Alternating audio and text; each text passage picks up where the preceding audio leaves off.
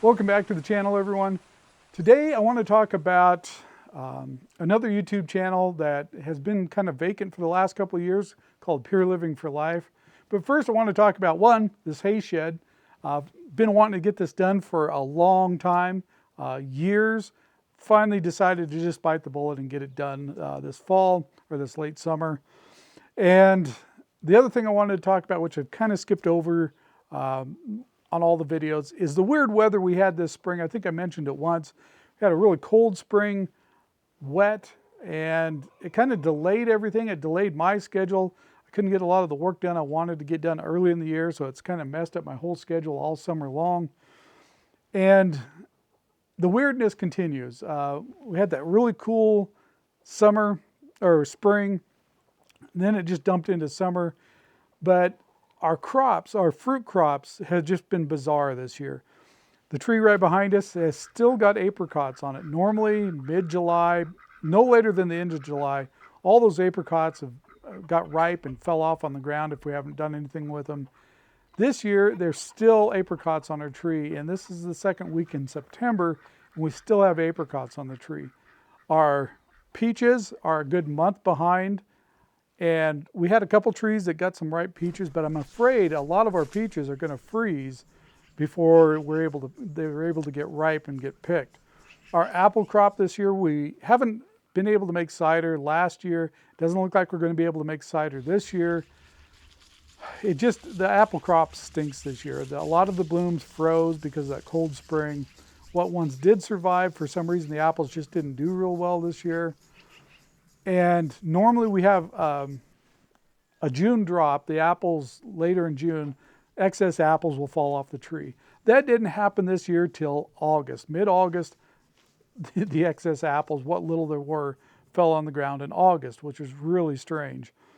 It's just been a really strange summer for our fruit harvest this year, which really bums us because we bought some new equipment to process cider with. And we're hoping to try it out this year. We bought it last year, didn't get to use it last year.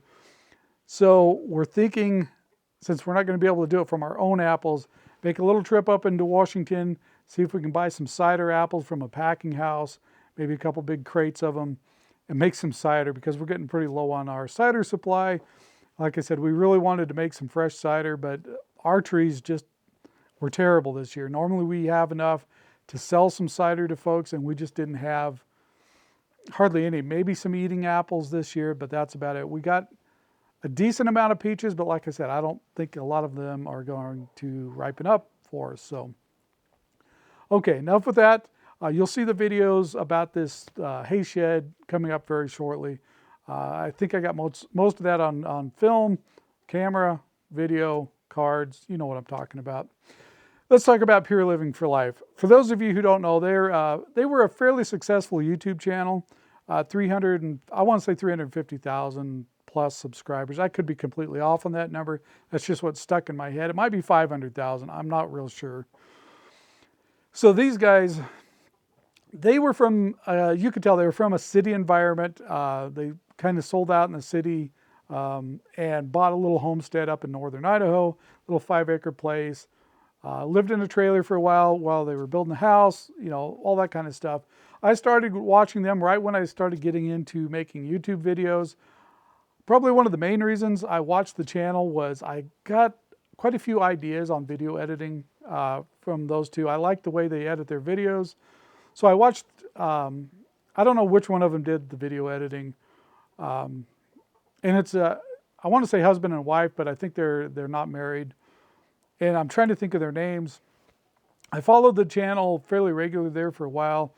The last year they were producing videos. I didn't watch all the time. Just every now and then I would catch one. They got to a point that what they were doing on their homestead wasn't interesting to me. So I just didn't watch that often later. Was it Doug? I knew I was going to forget, so I wrote it down. Jesse and Alyssa, that's their names. And so anyway, I followed their channel fairly often early on. Got a lot of video editing ideas from watching their videos. She got pregnant that last year they were producing videos, And they were doing things with their house that, like I said, didn't interest me a whole lot. So I wasn't paying real close attention. But then they just kind of vanished. I didn't pay that much attention to it. And just a few weeks ago, I thought, oh, man, I wonder whatever happened to those guys. And I went and looked. They hadn't made a video in like 2 years. So then 2 weeks ago, I did a little more research trying to figure out, whatever happened to these guys, which got me down a complete rabbit hole and Pandora's box full of information that I probably didn't really need to know, but it still was interesting to try and find out what happened to these two. Are they okay? What did they break up? What in the world happened? And there's even a Reddit thread, a group, whatever, about these guys. I read through that a little bit, trying to figure out, and it became clear fairly quickly that nobody really knew what happened. A lot of people were just taking wild guesses. One of them passed away, or, God forbid, hopefully that's not what happened. I hope their child's okay. That was one of the things that I read, that, something happened with their child, which I really hope that's not the case. But people were upset about them not providing an explanation. Now, their comment section was always fairly interesting because, like I said, these guys were from the city. They didn't have a lot of knowledge about building or anything going into this homestead thing. Like myself, well, let's back up a little bit. There's one video in particular I remember. They were working on their water system, and he was trying to unroll this big roll of PVC. Is it PVC? ABS pipe. And he, instead of unrolling it, unwinding it kind of in a roll fashion, he just pulled it out sideways. And if you've ever worked with that stuff, it's kind of like coax or anything else. If you just pull it out of the center like that in these coils, you're just going to have a mess. And I remember watching that. I was like, who are these guys? This was when I first started watching their channel. It's like, who are these guys? Everybody knows how to do that. Why would you unroll it that way? And I'm like, just all upset at the TV. And, I got to thinking about that. I'm like, not everybody was raised the way I was raised. I was exposed to construction work, that kind of work, from the time I was just a little kid. That's what my dad did for a living. So I had a lot of exposure to that kind of thing growing up. It's not what I do now. I do it for fun once in a while, but, I'm not a professional carpenter or anything like that. But, I had to step back and say, they're going with the knowledge they have. And I give them a huge amount of credit for videoing all that and then putting it on YouTube. People can be so harsh on YouTube about your flaws. And if you post stuff showing, flaws that you've had in whatever you're doing or mistakes that you've made, they just tend to jump all over you. Oh, you shouldn't do it that way, which friendly advice is one thing, but sometimes their comment section was just, they had a lot of fans and then they had a lot of critics at the same time. So it was just a weird deal sometimes in their comment section. Like I said, though, they did create a lot of comments just from the controversy of the way they did things, which for YouTube, that's a good thing. It kind of helps their algorithm, however their magic algorithm works. It's kind of helpful to have all those comments in there. So it wasn't a bad thing, really. Anyway, so I started digging into all these comments about what happened to the channel. And, everybody kept talking about, the one video that killed the channel off. I didn't know what they were talking about. Went and found it finally. Somebody had posted, evidently they'd taken it down, but somebody had screen grabbed it and put it over, I think it was on Rumble. What's his name? Not Gary. Jesse had posted this video, kind of a diatribe about turning off the comment section on their videos and so on and so forth. They were tired of reading. I think it came down to, there was just so much negativity sometimes in the comments. They just got probably tired of reading them, so they shut the comments off. But he went on kind of a diatribe about it. It upset some folks because they like commenting on their videos, either pro or anti, whatever they happen to be doing at the time. So, I don't have anything to say about that. You know, if that was their choice to do that. I will say it's, I like reading the comments, even the negative ones. If they're real negative, you know, I just ditch them. Anyway, it was just really strange reading through all these comments and all these different opinions about what happened to these two. You know, oh, they sold the property. They were never actually living there. On and on. Their garden's dead. They have it up for sale, and they put links to the Zillow links to where it's for sale. And I looked at the Zillow link. I'm like, it hasn't been on the market for a long time. What are you talking about?